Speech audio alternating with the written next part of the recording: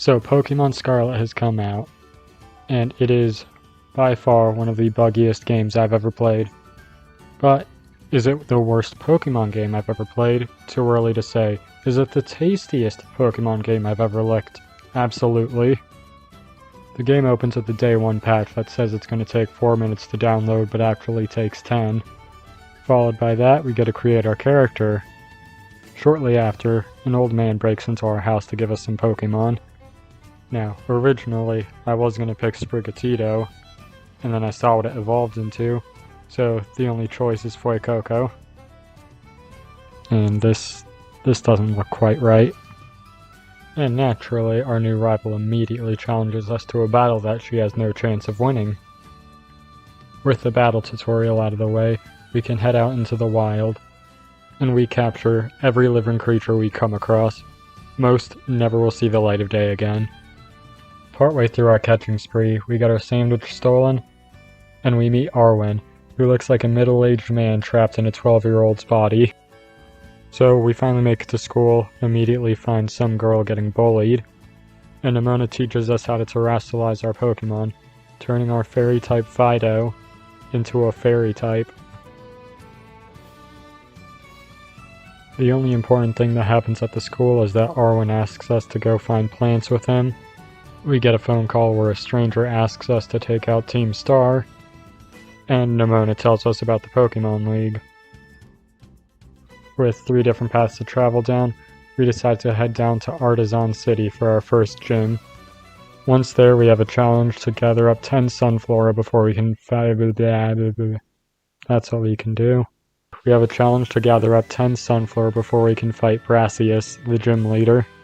Radical the Fletchinder is able to take out his Petilil and Smoliv pretty easily, but then he brings out Sudowoodo and turns it into a grass type, making it really easy for us to take out.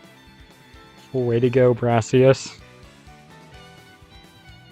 Next, we do a little backtracking and head to Cortando City for our next gym. The challenge here is to roll this ball into one of the baskets, except I forgot to actually initiate the challenge and just spent 2 minutes rolling this ball around for nothing. So, moving on to the actual battle with Katie, the gym leader. Turns out the levels in this game don't scale. So, while I could go to the other end of the map and take on one of the later gym leaders first, that would be completely pointless. Anyways, Katie goes down pretty easily. Next up on the to-do list is to take on our first Titan. On the way there, we turn into a ghost while trying to catch some Pokemon. We find the Titan, the giant Cloth. Get back here, coward. It's no match for our Tinkatuff, and we quickly take it out. As a reward, Arwen makes us a sandwich, which immediately gets stolen. Still hungry for a sandwich, we go to take on the next Titan, the Bombardier. Once again, it's no match for our Tinkatuff. And once again, our sandwich is stolen by this stupid lizard. Next on the list is to take out Team Star's first base. The old man that broke into our house has disguised himself as a walking pompadour and tries to join in on the operation, except he does absolutely nothing to help us. We take out all the Team Star goons and have to take on Mila. She sends out a Torkoal to start a drought, except it's raining and that doesn't work, so fantastic. So she goes down pretty easily. Next up, we head to Lavincia City, where we can take on our 3rd gym leader. This gym challenge is a game of Where's Waldo, except instead of Waldo, we have to find that creepy old guy that's been following us around for our entire journey. And he actually shows up in some pretty creative spaces. This honestly feels like the only gym they put any real effort into. The fight with Iono goes pretty well, and we earn our 3rd gym badge. Moving on, we have another short catching spree before we bump into Orthworm, the lurking prick. We take it down, get our sandwich stolen as per usual, cry ourselves to sleep, and we're ready to move on. And it's about here that Tinkatuff finally evolves into my favorite new Pokemon from this generation, Tinkaton. We head back to take on the Dark Star base, but because levels don't scale with story progression, we blow through this pretty easily. Next up is the Cascarafa City Gym, where the gym challenge is to press A a bunch of times. The gym leader might be one of the ugliest men I've ever seen, and honestly that's fitting, because his ace Pokemon is one of the ugliest Pokemon I've ever seen. Anyways, he goes down, we get the gym badge, moving on. The Alfornada City Gym is our next target, and once again we're met by a rather atrocious gym challenge. We make it through and take on the gym leader, Tulip. We actually have a bit of a harder time on this gym since it's supposed to be done a little later in the game, but we managed to pull through.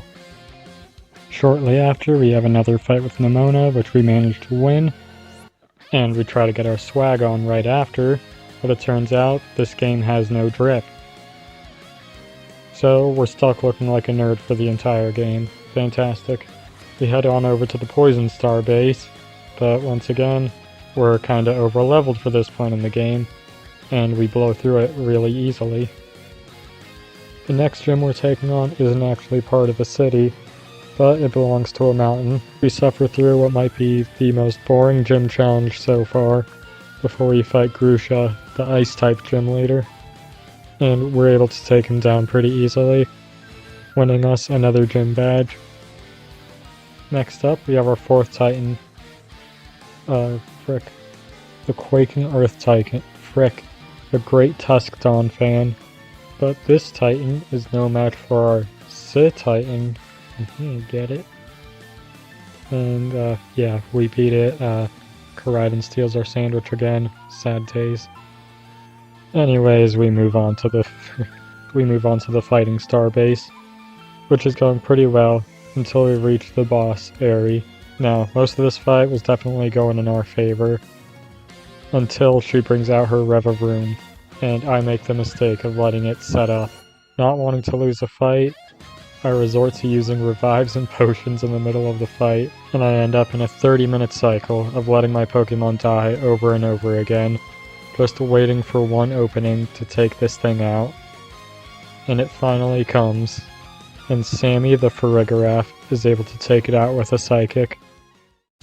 After that train wreck, we head down to Medali City, where we have another gym leader to fight.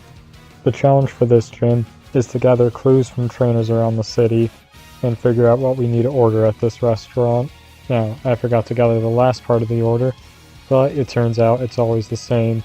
So, one Google search later and we're fighting the gym leader. Larry might just be the worst gym leader in this game. His ace Pokemon is a Staraptor that has a grand total of, according to Cerebi, 2 moves. Great job. And with that taken care of, we head down to the lake where we have our last Titan to face. Not only is this Titan a Dondozo, but immediately after, we have to fight a Tatsugiri. But they're both pretty easy to face, and we take him out with no problem. And for the 6th time in this journey, our sandwich was taken from us prematurely. The end of this quest takes place at the lighthouse where Arwen and I first met. There, his mom tells us she needs us to go to Area 0, but before we can go, we have to face Arwen in a fight and finish up the other storylines. We head on down to Montevera, where our last gym is. The challenge for this gym is just double battles, one of which is against the lead actor from Mockingjay Part 1. We make it through, lucky to be graced by his presence, and go on to fight the gym leader, Rhyme. Double battles aside, this is probably the most interesting gym battle in the game, just because the audience cheers you up and gives you stat boosts. And would you look at that, the final Team Star base is just down the mountain from here. So we head down there, kick some butt real quick. It's literally a cakewalk at this point in the game. And all we have left is to take out the leader of Team Star. We head back to the school where we find that old man that's been following us around all game. He claims to be the leader of Team Star, which would be a decent plot twist, except if you think about it for more than 2 seconds it all falls apart. So we take him out. He has probably some of the ugliest Pokemon I've ever seen on his team. So we take him out and we can fight the real leader of Team Star, Penny. Wow, who didn't see that one coming? The second she opened with an Umbreon, I immediately knew she'd have a team of 6 evolutions. She goes down pretty easily, ending this portion of the game. All that's left is to fight the Elite Four, and then we can head to Area 0.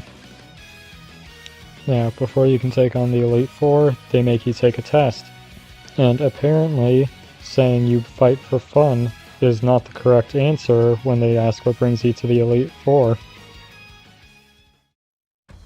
After answering the questions correctly this time, we're allowed into the no fun zone. The first Elite Four member, Rika, is a ground type specialist, and she goes down pretty handily. Next up is Poppy, the steel type specialist, and once again, absolutely annihilated. Now thirdly, we're up against Larry, the gym leader. So in the middle of the test, they asked us which gym gave us the most trouble, and I said Larry's gym did, because honestly, pulling out my phone and looking up some answers was the most challenging part of any of these gyms. So I came in with the expectation that they would always put the gym leader you picked against you as the third Elite Four member.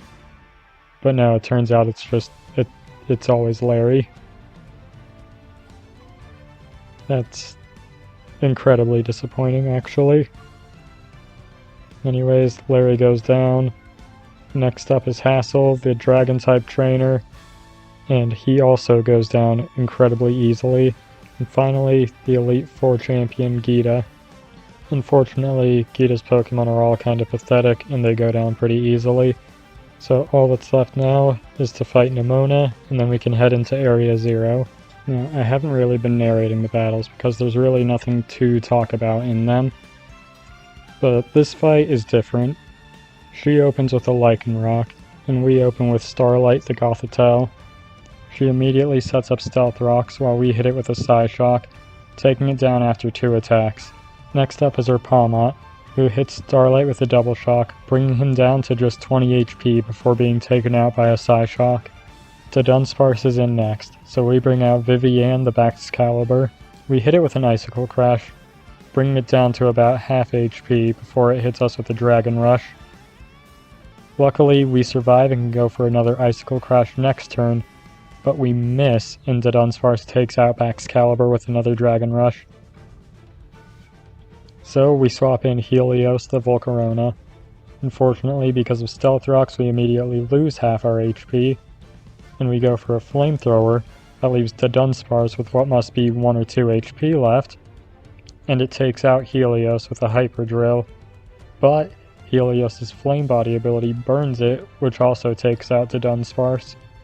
So next up we send out Climb the Gastrodon, and she sends out her Goodra. Goodra hits us with a Dragon Pulse, doing a pretty good amount of damage, and we hit him back with a Yawn. We swap into Starlight, who goes down to the Stealth Rocks damage.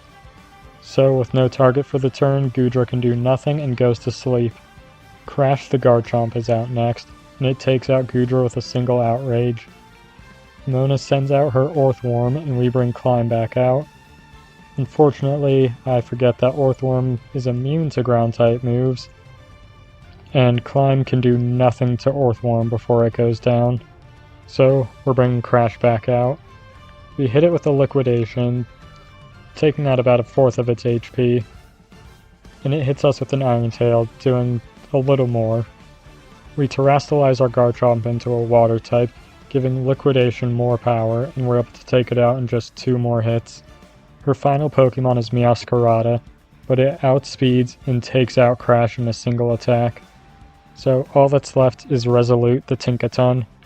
It survives a Thunder Punch before hitting Meowscarada with a Skitter's Frick, bringing it down to just over half HP. We survive 1 more Thunder Punch before we take it out with a Gigaton Hammer, winning us this last fight against Nemona. With all 3 quest lines complete, we can finally head into Area 0. And honestly, I think this would be a really cool place to roam around if we weren't stuck dragging 3 people along with us. We're not even allowed to heal our Pokemon until they shut up. So we make our way to the bottom of Area 0. Another Koraidon shows up to assert dominance. We find out Professor Seda is a robot, and she challenges us to a fight. The fight does not go well for her. So she sends out Koraidon and locks us out of our Pokeballs. And I seriously have to wonder why she just didn't do that in the first place. But we send out our Koraidon, and using the power of friendship, we manage to beat it. We destroy a time machine, and this is where the game ends.